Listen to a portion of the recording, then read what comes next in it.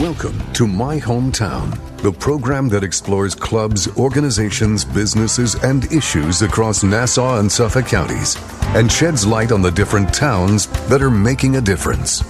Hello and welcome to My Hometown. My name is Bill Horan and I'm here with Nassau Community College student Zac Turkel.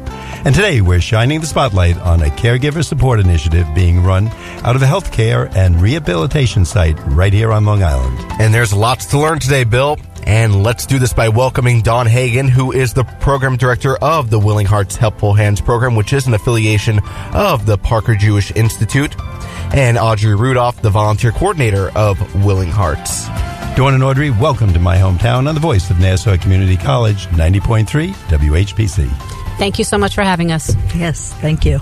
This is our pleasure, and we would like to start right at the starting point. Tell us about the Parker Jewish Institute for Healthcare and Rehabilitation, and what is its purpose? So Parker Jewish Institute is a 527-bed skilled nursing facility located in New Hyde Park, New York. It's a long-term care facility and has several community-based programs, such as the Willing Hearts Helpful Hands program. Now, when it says rehabilitation, I think of someone who is maybe has a hand problem or a leg problem or a back problem. So do I believe, yeah. Is that, am I thinking correctly, or is the name more generalized? Parker Jewish Institute, it is when you say rehabilitation, it's exactly for someone who may have had a fall, may have had a hip fracture or something like that, and needs to go into a facility to rehabilitate, go for physical therapy or occupational therapy. But Parker also has a long-term care facility, so folks who are frail and infirmed and maybe can no longer be maintained or cared for in the home, in the community. And what is the Willing Hearts Helpful Hands program? When did it start? How did it all begin? So Willing Hearts Helpful Hands program is one of Parker Jewish's community-based programs serving the communities primarily on Long Island. However, its origins came from a volunteer respite program that started in Queens, where we provided volunteers to provide respite to caregivers who just needed a break and needed a little time off from the day-to-day caring for somebody who was infirmed, not specific to Alzheimer's or dementia. Right. And how many people are in this program? Currently, we have over, how many volunteers, Audrey, would you say? We have over 150 volunteers currently active in the program. So they get a pound of flesh from you as the volunteer coordinator.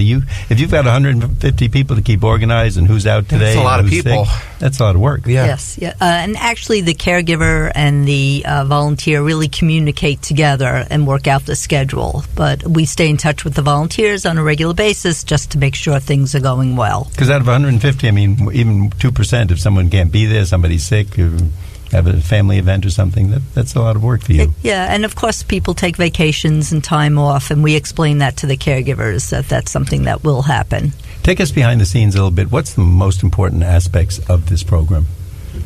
The most important aspect is really to give a break to the caregiver. Someone caring for someone that has dementia or Alzheimer's, they're exhausted, they need a break, and that's where we come in with different services through our grant, which is through the Department of Health. We're providing services so the caregiver can get a break, and then they're better able to take care of the person at home that has dementia or Alzheimer's.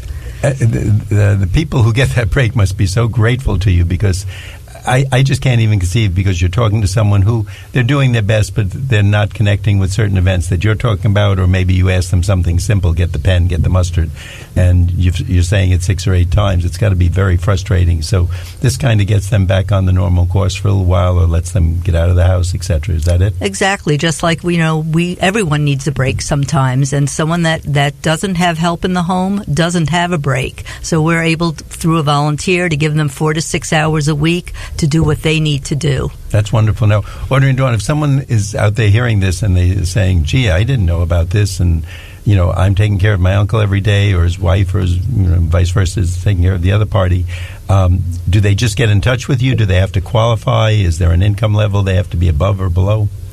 That's a good question that you asked, Bill. Actually, families who are in the midst of caring for someone suffering from some form of dementia, like Alzheimer's disease, if they need a break, if they're interested in some of our support services, they can give us a call. They just call our phone number directly, which is 516-586-1507, or they can email us at WHHH at parkerinstitute.org. And they could just request, more information about our services, about our programs, and how we can help. And, we take it from there. There is no financial qualifier or anything like that. They don't have to have insurance or anything. This is a service free of charge, and it's there for folks who are on Long Island. There's some magic words there, Zach. Did you hear that? I heard free that. of charge. Free. We love those words. And seriously, for the people who you're doing it for, it's even more important than the usual stuff we joke about. So if someone feels they're a caregiver, they need a little break during the week, they can just call you. It's free. There's free of charge. No commitment on their end, and you guys will work together with them. The only criteria that we ask is that they are caring for someone suffering from some form of memory loss, like Alzheimer's disease or some other type of dementia. So it's out there, it's available, and it's at the Parker Institute, which is in New Hyde Park, you've told me before the show. Mm-hmm. So, and we'll give the phone number and the email again, but sometimes it's hard to get that down, or someone might be driving. Parker Institute, you can remember, and they can find you. We have two wonderful people here, Dawn Hagen, Audrey Rudolph. You can contact them, and they'll work out with someone for you and make life a little easier. So. And, you mentioned this earlier, that you specialize in Alzheimer's and dementia. But a lot of people confuse the two. They think it's the same. Could you tell us what is the difference between the two diseases? Okay, so if you think of dementia as an umbrella term, there are many different types of dementia. Each spoke on the umbrella can be a different type of dementing illness. And dementia really is just it's a set of symptoms. It involves short-term memory loss, cognitive difficulties remembering recent events, getting confused about, common things, not being able to function. And it really is when it starts to affect the person's day-to-day life. So if you think of dementia as the umbrella, and one of the spokes, Alzheimer's disease, happens to be one of the most common forms of dementia.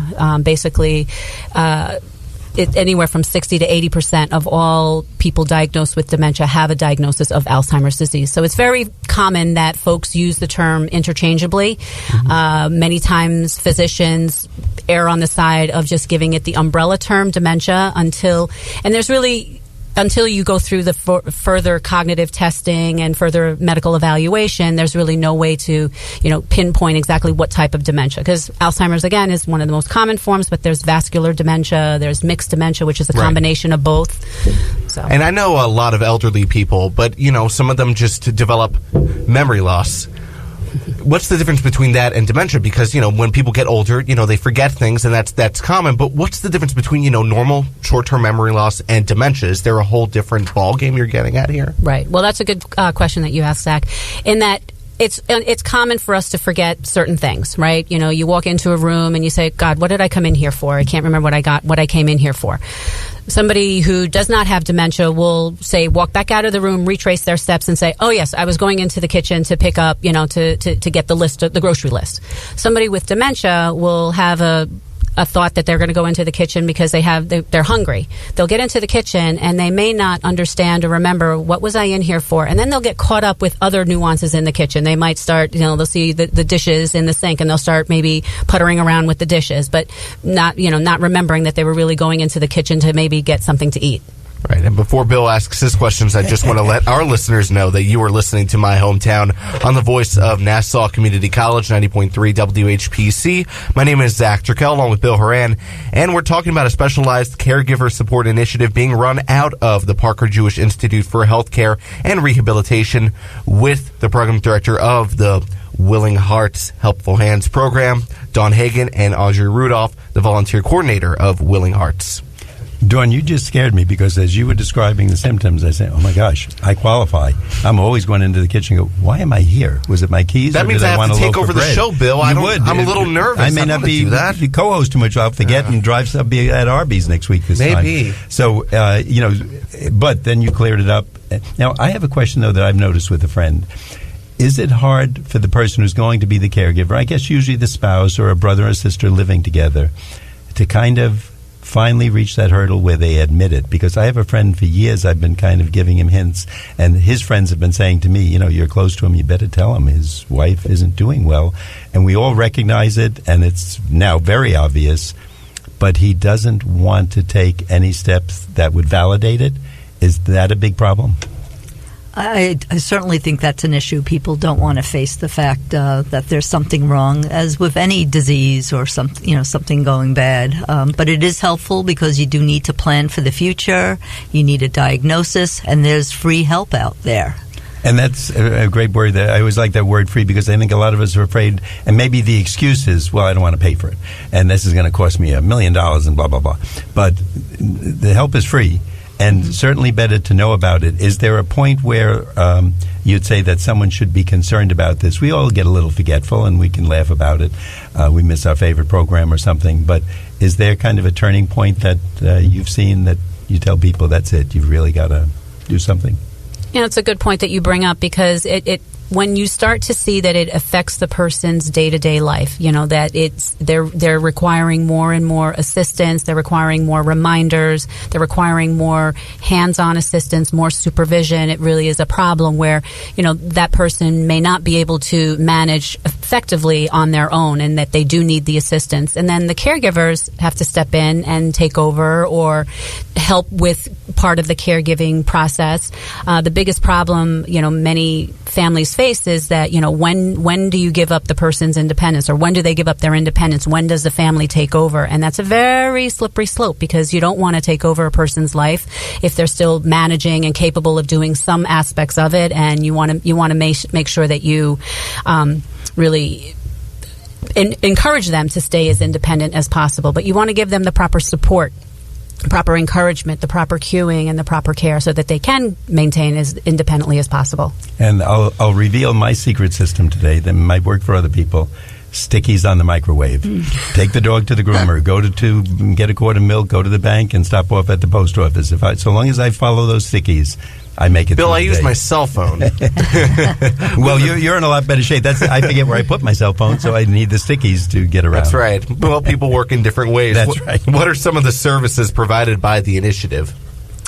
So we provide an array of services, primarily to support the caregivers and the families. So we talked about the volunteer program. That's one component of the program. We also offer care consultations, in-home care consultations, where one of our licensed social workers can go into the person's home, provide an overall evaluation and assessment of what their needs are, help them identify what services and resources are in and around their communities to kind of get them connected, tap them into services so that they can get care and support.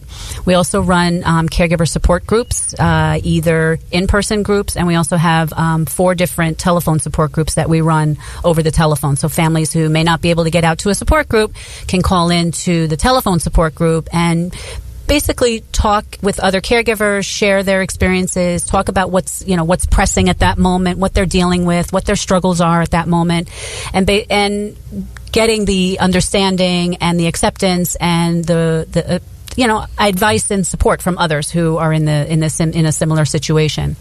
We have joint enrichment opportunities, which these are our favorite. We have our memory cafes, where we go to a local restaurant, and the memory cafes are really for the person with dementia and their caregiver to come together at a local restaurant. It's an outing. It's an afternoon outing. We choose a different restaurant. We've actually eaten at every restaurant practically on Long Island, and we've tasted all the different foods. We like to hear. That's our subject, eating. Okay. Eating, right. And what's nice is that it's a social event. It's something where they can do together. They can create new memories together, but they're also connecting with other families, other caregivers. We usually have live entertainment, so they're singing and dancing, reminiscing, and we always end with God Bless America, and it's a fine day at a cafe. That's what we say. It's a fine day at a cafe. I like that. I like it. And I think the memory cafe, I think that's really cute. We want to find out more about that, but at this point we're going to take a brief break. My name is Bill Horan. I'm here with Zac Turkel, and today we're talking about the Specialized Caregiver Support Initiative being run by Dawn Hagen, the director, and Audrey Rudolph, the volunteer coordinator of the Willing Hearts Helpful Hand program. You're listening to My Hometown on the voice of Nassau Community College, 90.3 WHPC. Hey y'all, Jeff Foxworthy here. Now, if you've ever found yourself repeating the same thing over and over for 75 years, you might be Smokey Bear. Only you can prevent wildfires. That's why I'm filling in for Smokey to switch things up, because there's a lot more to say. And I should know because my grandfather was a firefighter. And one of the things he taught me is that the people that love the outdoors the most are often the ones accidentally starting wildfires, which means always BYOB. No, bring your own bucket to the campfire. And be extra careful with things like burning yard trimmings. Don't just walk away, or chances are you might be starting a wildfire. So for the love of the outdoors, go to SmokeyBear.com to learn more about wildfire prevention. Brought to you by the U.S. Forest Service, your state forester, and the Ad Council. My Hometown is made possible by Herald Community Newspapers. For more local news, visit liherald.com. Got a story to tell? Call 516-569-4000. And now we return to My Hometown. Thanks for being with us today here on the voice of Nassau Community College, 90.3 WHPC. I'm Bill Horan. I'm here with Zac Turkel, and today we're talking about the Specialized Caregiver Support Initiative being run out of the Parker Jewish Institute for Healthcare and Rehabilitation with their program director, Dawn Hagen, and Audrey Rudolph, the volunteer coordinator of the Willing Hearts Helpful Hand program. Dawn and Audrey, what are the eligibility requirements to receive services? So eligibility for this particular program really just has to do with if you're caring for someone suffering from Alzheimer's or some other form of dementia, you need help, you need assistance. There is no financial eligibility. There is no criteria. There's, you may not even have a full diagnosis yet of, Alzheimer's or another dementia. But if you're seeing symptoms, you're seeing warning signs, you're seeing difficulties in the person, and you need help, you need assistance, you need direction, you can give us a call, and we can kind of get the person connected with services and resources, and also get them involved in our program to provide them with the support through our volunteer program, through our support group initiative. Whatever their needs are, we basically do a full needs assessment and then determine how we can help. And before I ask you the follow-up, I'm going to say that a lot of people, I'm sure, listening and say, oh, this would be so good for Joe or for the neighbor Al or Uncle Fred. We're going to give you the contact information, so I'm giving you kind of a little warning to grab a pencil and paper. That's what I'm doing here, and buying a little time so you have time to get this. And I'm going to ask Dawn and Audrey to give you that information. And before we give it to them, one of the main things you told me, this is all free, right? Yes. It's not going to cost them anything, so there's no barrier. They can't say, oh, I don't have the money, or that's going to be another additional cost. Exactly. The services are free of charge. We do not charge for any of the programs or services. And the reason why we're able to do that is because this is a New York State Department of Health funded program. It's a 5-year grant. We're actually in year 4 of the grant, and we have been providing services, support services, and resources to families now for the last 4 years through this grant. It's been very successful. Parker was awarded this grant in 2015, and we were actually one of 9 organizations throughout New York State to have been awarded this grant. Parker was awarded the grant for Long Island, for both Nassau and Suffolk counties. And you're based in New Hyde Park. You told me the Parker Institute. Now I'm going to ask you for the phone number. The phone number is 516-586-1507. Just say that again. 516-586-1507. And is there an email?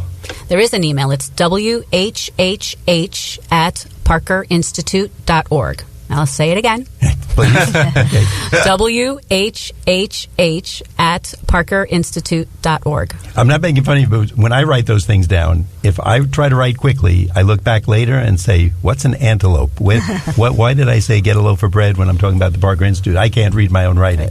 So we will give that information to you again later in the show. And if anybody's listening to the show and say, gee, this would be perfect for someone, you can also listen to a podcast of the show at nccradio.org. Right. Just go to podcasts and My Hometown, and you'll find the show on the Parker Jewish Institute and the Willing Hearts Helpful Hands program.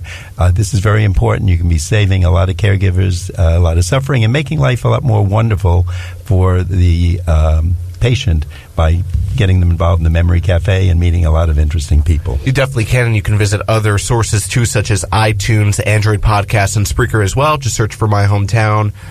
If you search up 90.3 WHPC, you'll find all of our shows archived there. And what is caregiver burnout, and why is it important to focus on it? So imagine taking care of a family member who is asking you the same question over and over again, who you have to basically think about and care for almost every aspect of their needs. And, not only are you taking care of yourself, but now you're taking care of somebody who may not be able to care for themselves as effectively as they once did. There's a lot of burden involved in that. There's a lot of guilt. There's a lot of resentment that caregivers sometimes experience. Not all caregivers, but, sometimes our families report that they are just overwhelmed with everything. They can't answer, when am I going home one more time, because it's the person with dementia is not aware that they're asking the same question over and over again. So it gets frustrating. It gets overwhelming.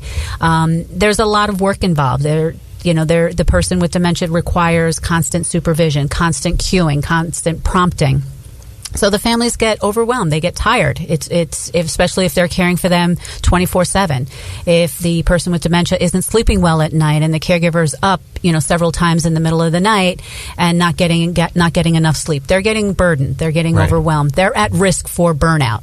And it's completely normal. Like, I'm pretty sure a lot of people, they'll say to you, this is just, I feel sorry for myself. It's completely normal to have this, this caregiver burnout. Absolutely. Yeah. I mean, our goal is to prevent caregiver burnout before the burnout happens. So we want to work with our families and caregivers before they start spiraling down the rabbit hole. We want to get them at the point that they're ready to almost throw in the towel, but if they just had a little help, if they just had a little assistance, a little support, that they'll be able to continue.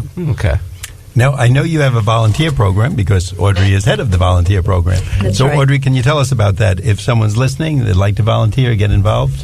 Yeah, we're always looking for new volunteers because we always have new families that need services. So as far as becoming a volunteer, all you need to do is call or email us. Some of the requirements in order to become a volunteer is that you're 21 and over. We have a lot of students that are interested in volunteering, as well as retirees and anyone that just has a few hours to spare. We're looking for about a 4 to 6 hour commitment each week to go into the home. You would let us know what your schedule is, and we would try to find a family in your area, if that's where you want to volunteer, that is also looking for the same hours. We also do a full background check because you are going into the person's home to volunteer. We do a full FBI background check through Verified Volunteer.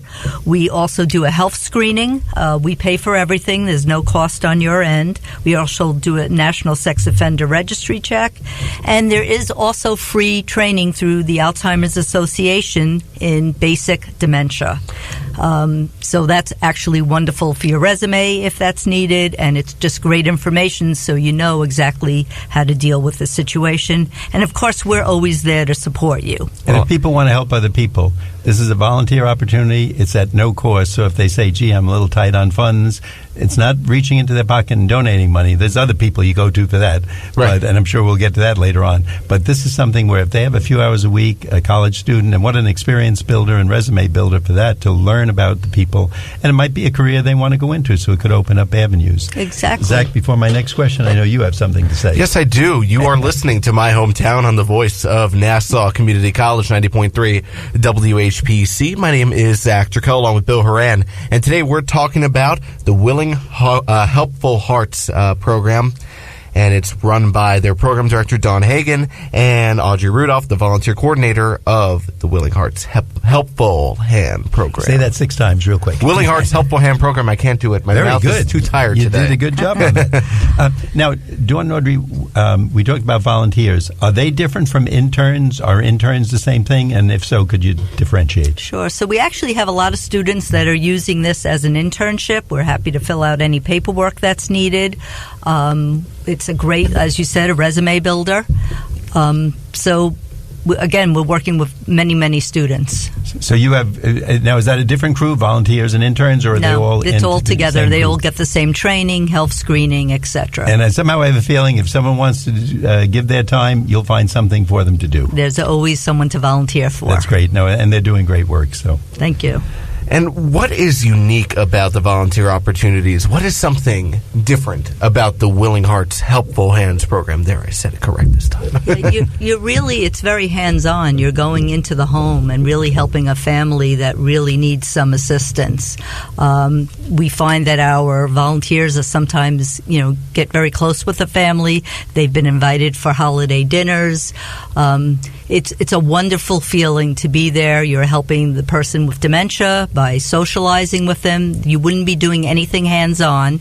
You're strictly there to socialize, play games, take walks, listen to music, read a book to them. And you're giving the caregiver who's burdened a break. And it's a wonderful feeling. How do they really benefit the caregiver themselves? Do you find that the volunteers, do they come back to you and, I'm sure they report certain things? And are there success stories you can tell us about? Yeah, absolutely. So we get pictures and videos with permission from the families of things that we're doing. We happen to have one volunteer who loves doing origami, and she's been teaching the person with dementia how to do origami. It's relaxing. They're enjoying time together. When the weather's nice, they're taking walks outside.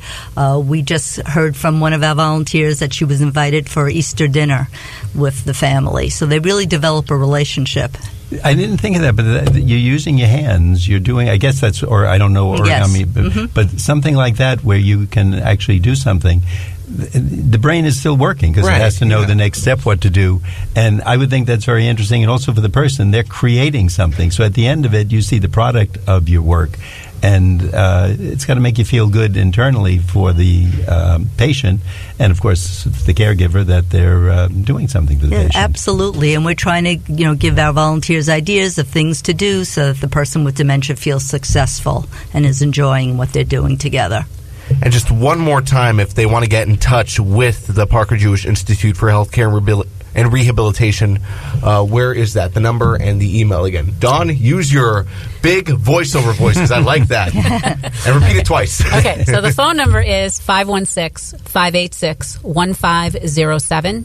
And the email is whhh@parkerinstitute.org. I'm going to say it again. Ready, folks? Yes, Here we go. I'm ready. See, she's good. She's going to be on commercial TV. My next life. 516-586-1507 and email at whhh@parkerinstitute.org.